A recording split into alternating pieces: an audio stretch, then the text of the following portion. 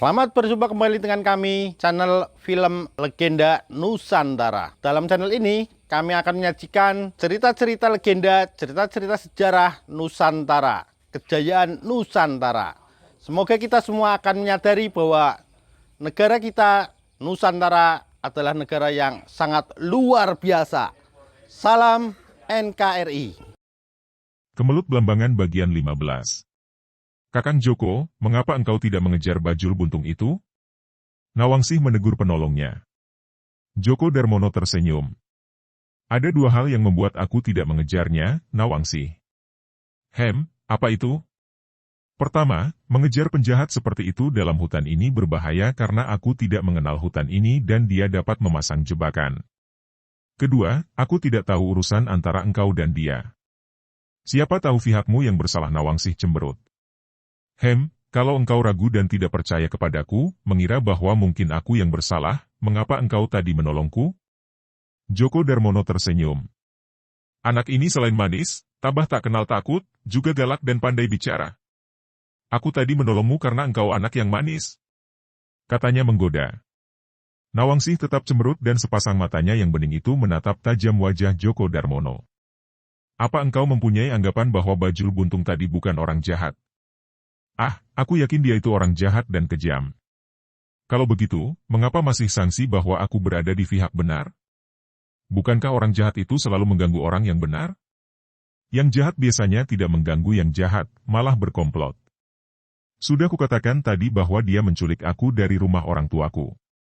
Nawangsih, siapakah orang tuamu? Ingin sekali aku mengetahuinya. Anak seperti engkau ini pasti bukan putri orang sembarangan. Nawangsih tidak cemberut lagi, malah kini tersenyum dan ia membusungkan dadanya yang masih rata. Ayahku adalah Ki Cangak Awu, ibuku Nyi Pusposari. Mereka adalah pemimpin perguruan Jatikusumo. Wah, kiranya engkau putri ketua perguruan Jatikusumo? Akan tetapi mengapa engkau sampai dapat dilarikan orang tadi? Mengapa ayah ibumu tidak mencegah engkau diculik? Ketika itu, perkampungan kami diserbu gerombolan musuh. Kalau tidak salah para penyerbu itu adalah gerombolan para warok sesat dari Ponorogo. Ayah dan ibu sedang memimpin para murid bertempur dengan para penyerbu. Tiba-tiba Bajul Buntung tadi masuk, melukai Mbak Kayu Makarti yang melindungi aku dan menangkapku dan membawa lari sampai ke sini. Kalau ada ayah ibuku, tidak mungkin si kadal itu mampu menculik aku. Joko Darmono tertawa geli mendengar Nawangsih menyebut Dartoko kadal.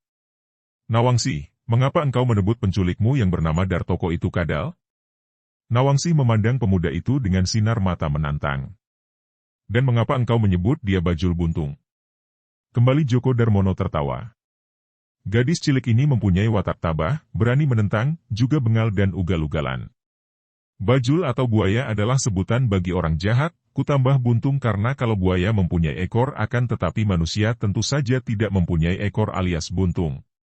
Aku menyebutnya kadal karena dia licik dan curang.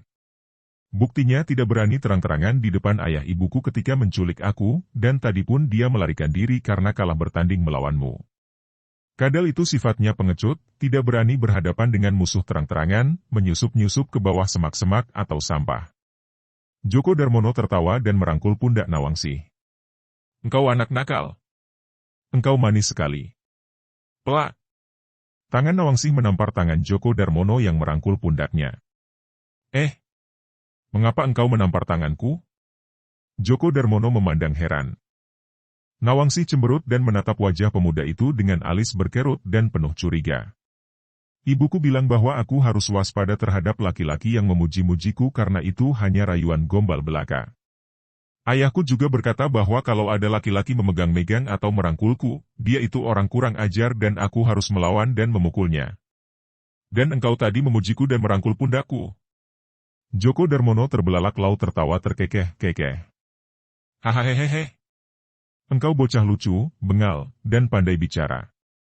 Aku tidak berniat buruk, untuk apa aku menolongmu dari tangan kadal tadi? Mari kuantar engkau pulang ke rumah orang tuamu. Nawangsih mengangguk lalu menuding ke arah kuda yang tadi ditunggangi Dartoko.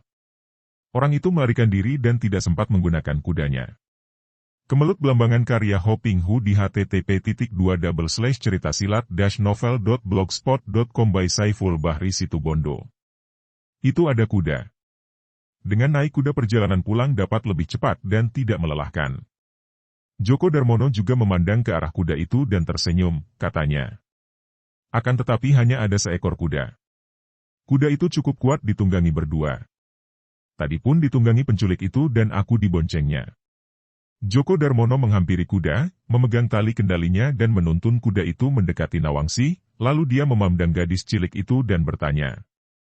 Kita menunggang bersama. Ya, kita berboncengan. Engkau akan duduk di mana? Depan atau belakang? Aku di depan dan engkau di belakang, mengendalikan kuda. Wah, aku takut ah. Djoko Darmono menggoda. Takut? Takut apa? Nawangsi bertanya heran, sepasang mata jeli itu terbelalak memandang wajah pemuda itu. Pemuda yang gagah perkasa dan sakti mandraguna itu takut? Kita akan duduk berhimpitan dan itu berarti aku akan menyentuhmu. Aku takut kau tampar lagi. Kedua pipi gadis tanggung itu menjadi merah. Ia tahu bahwa pemuda itu menyindirnya. Kalau berboncengan, tentu saja kita saling bersentuhan. Akan tetapi hal itu terjadi bukan kau sengaja. Kalau engkau sengaja bertindak kurang ajar di atas kuda, pasti aku akan memukulmu. Pemuda itu tertawa lagi. Nah, naiklah lebih dulu. Nanti aku duduk di belakangmu. Nawangsi melompat dengan cekatan dan ringan ke atas punggung kuda setelah ia menyingsingkan kainnya sampai ke atas lutut. Djoko Darmono tersenyum dan dia pun melompat ke atas punggung kuda dan duduk berhimpitan dengan Nawangsi, dia berkata. Sekarang tunjukkan jalan ke arah mana tempat tinggal orang tuamu. Nawangsi menjadi penunjuk jalan dan Djoko Darmono menjalankan kuda itu dengan santai, tidak terlalu cepat sehingga tubuh mereka tidak terlalu terguncang. Ki Cangak Awu dan Nyi Pusposari membedal kuda mereka keluar dari perkampungan Jatikusumo, dengan niat menuju Ponorogo. Ketika tiba di jalan pertigaan, mereka berhenti dan meragu. Mereka tidak tahu kemana anak mereka dibawa penculik. Terus ke utara ataukah membelok ke barat? Selagi mereka bingung dan ragu, tiba-tiba datang seorang penunggang kuda. Suami istri itu memandang penuh perhatian dan melihat bahwa penunggang kuda itu seorang pemuda berusia sekitar 20 tahun dengan pakaian sederhana.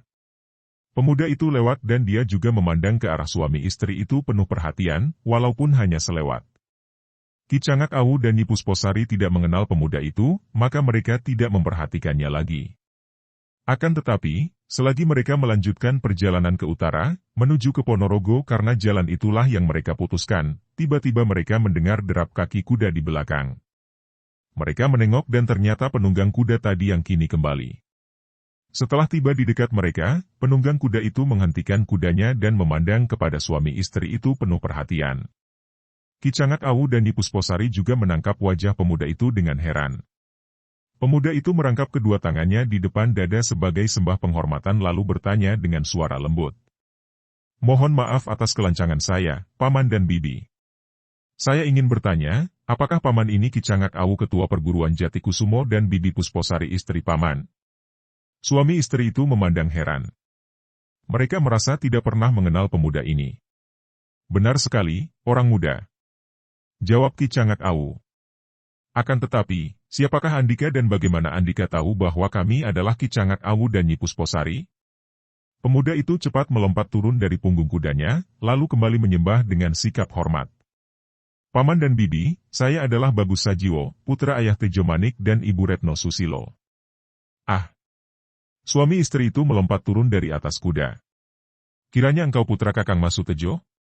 Kata Ki Cangak Awu yang menyebut Kakang Mas kepada Tejo Manik atau Sutejo walaupun dia lebih tua karena dia menikah dengan Pusposari, adik angkat Tejo Manik.